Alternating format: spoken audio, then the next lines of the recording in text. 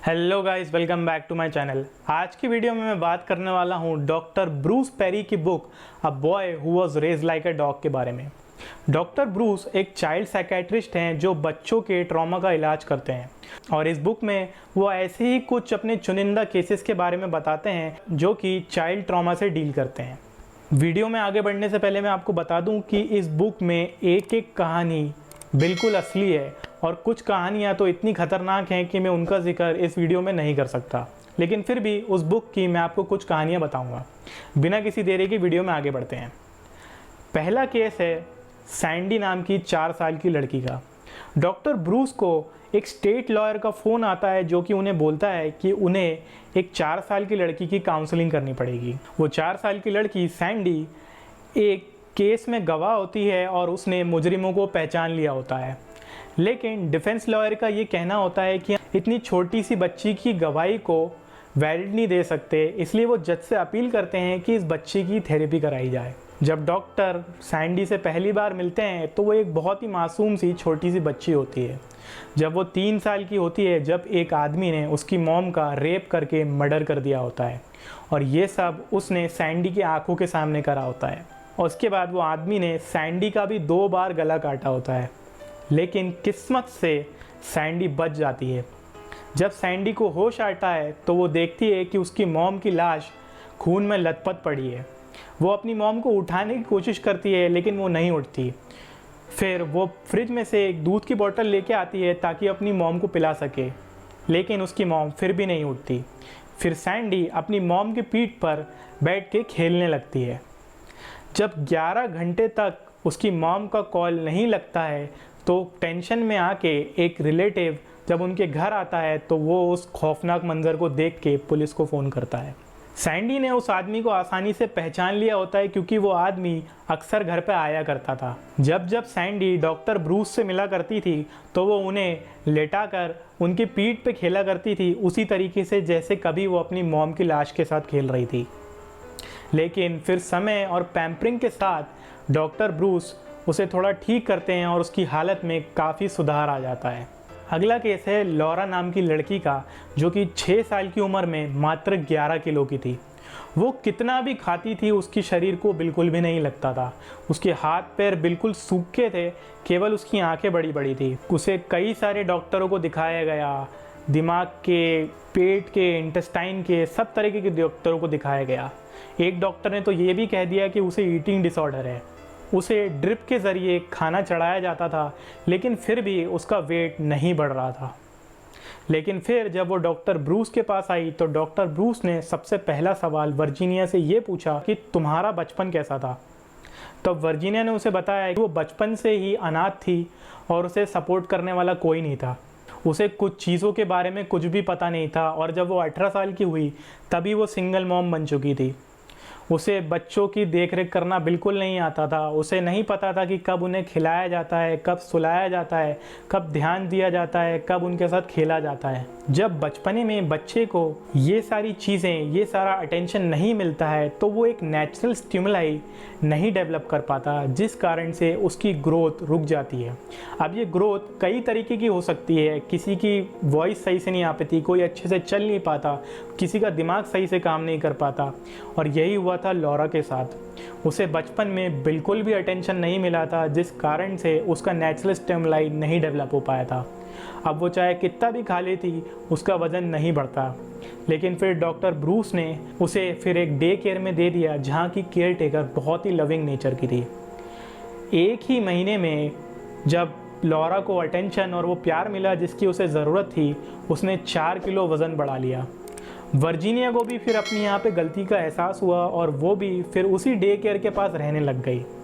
धीरे धीरे जब चीज़ें सुधरी और समय बढ़ा तो फिर लॉरा भी अब स्कूल जाने लगी और वर्जीनिया को फिर दूसरा भी बच्चा हुआ जिसका वो अच्छी तरीके से ध्यान रखती है। तीसरे केस के लिए डॉक्टर ब्रूस को एक जेल में जाना पड़ा एक कैदी से मिलने। उस कैदी का नाम था लियोन। उसने एक 13 साल की लड़की की बहुत बेरहमी से हत्या कर दी थी। उसने लड़की को बूट्स के मदद से रौंद दिया था। उसके चेहरे पे मल्टीपल टाइम्स बूट से हमला करा गया था, जिस कारण से उसका स्कल क्रश हो गया था और यही नहीं, उसकी पसली भी टूट गई थी। अब डॉक्टर ब्रूस को ये जानना था कि उसने इतना घिनौना अपराध करा कैसे। इसके लिए उसने लियोन के पेरेंट्स को बुलाया। फिर डॉक्टर ब्रूस ने उसके पेरेंट्स से उनकी लाइफ के बारे में पूछा कि कैसे लियोन पैदा हुआ और उसकी अपब्रिंगिंग के बारे में। तब लियोन की मॉम ने बताया कि जब उनका बड़ा बेटा फ्रैंक पैदा हुआ तब वो बहुत खुश थी, लेकिन फिर उनके पति की जॉब चली गई और उन्हें नई जॉब के कारण शहर में आना पड़ा और उनके पास पैसे नहीं थे। इस कारण से उन्हें एक ऐसे इलाके में रहना पड़ा जहाँ पे आसपास गुंडे, मवाली, ड्रग एडिक्ट्स रहते थे और उसका पति भी दूर रहता था। इस वजह से उसने फ्रैंक से दोस्ती करी। वो हमेशा फ्रैंक के साथ कहीं पर दूर निकल जाया करती थी, उसके साथ वॉक करा करती थी। फ्रैंक उसके एक बेस्ट फ्रेंड की तरह था। लेकिन जब लियोन हुआ तब भी वो लियोन को घर में अकेला छोड़ के फ्रैंक के साथ टहलने निकल जाती थी। डॉक्टर ब्रूस को स्ट्राइक होता है कि यही वो पॉइंट है जिस वजह से लियोन इस तरीके का निकला। लियोन जब बहुत छोटा था और वो चीज़ों के लिए रोता था और अटेंशन को क्रेव करता था, लेकिन उसकी मॉम वहाँ होती ही नहीं थी और बाहर टहल रही होती थी, जिस कारण से सेम लॉरा की तरह इसका भी नेचुरल स्टिमुलाई नहीं डेवलप हो पाया और एक समय के बाद उसने रोना ही छोड़ दिया और उसके इमोशन धीरे धीरे मरने लगे। लियोन के पेरेंट्स को तो ये लगा कि अच्छी बात है कि ये रो नहीं रहा है, लेकिन जैसे जैसे समय बीतता गया उसका दिल पत्थर का होते गया और वो बिल्कुल इमोशनलेस होने लगा। फिर चोरी चकारी, गुंडागर्दी, लोगों को मारना पीटना ये तो चलता रहा और जब वो एक अडल्ट हुआ तब वो पूरी तरह से साइको हो चुका था, जिसके दिल में कोई फीलिंग्स नहीं थी और इसी वजह से उसने शराब के नशे में उस लड़की का बेरहमी से कत्ल कर दिया। वीडियो में आगे बढ़ने से पहले मैं शाउट आउट देना चाहता हूँ यश साहू को, जिन्होंने मुझे ये बुक रिकमेंड करी थी। हमारा चौथा और आखिरी केस है जस्टिन का। डॉक्टर ब्रूस को हॉस्पिटल में बुलाया गया एक लड़के की देखभाल करने। जैसे ही वो वार्ड में पहुंचे तो उन्हें एक बहुत खतरनाक चीख सुनाई दी। जब उनका ध्यान उस चीख की तरफ गया तो उन्होंने देखा कि एक 6 साल का लड़का एक केज में बंद था और अपने ही फीसेस में लोट-पोट हो रहा था। उसका खाना भी उसी बीच में पड़ा था और उसकी डायपर बहुत ज़्यादा लोड हो चुकी थी। वो चीखें मार रहा था, चिल्ला रहा था। ये था 6 साल का लड़का जस्टिन, जिसका वहाँ पर निमोनिया का इलाज चल रहा था। जस्टिन की मॉम 15 साल में ही उसे पैदा करके उसे अकेला छोड़ के भाग गई, लेकिन उसकी जो ग्रैंड मदर थी उन्होंने जस्टिन का ख्याल रखा और उसे अपने साथ रखा। लेकिन जब जस्टिन 2 महीने का हुआ उसकी ग्रैंड मदर भी मर गई और फिर ग्रैंड मदर का जो पार्टनर था अर्थर, जस्टिन उनके साथ रहने लगा। अर्थर एक 60 साल का बुढ़ा था जिसके खुद के कोई बच्चे नहीं थे। पहले तो उसने चाइल्ड प्रोटेक्शन सर्विसेज में फ़ोन करा और बोला कि इस बच्चे को लेके जाओ, मैं इसकी देखरेख नहीं कर सकता। लेकिन जब वहाँ से कोई रिस्पॉन्स नहीं आया तो अर्थर ने उसे अपने साथ रख लिया। अब वैसे तो अर्थर कोई शैतान आदमी नहीं था, लेकिन अर्थर का पेशा था कि वो एक डॉग ब्रीडर था और जिस तरह वो अपने डॉग्स को रखता था वो जस्टिन को भी उसी तरह से रखने लग गया।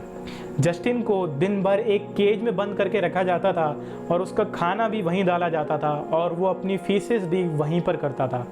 दिन भर फीसोस में लौटना और वहीं पे खाना पीना।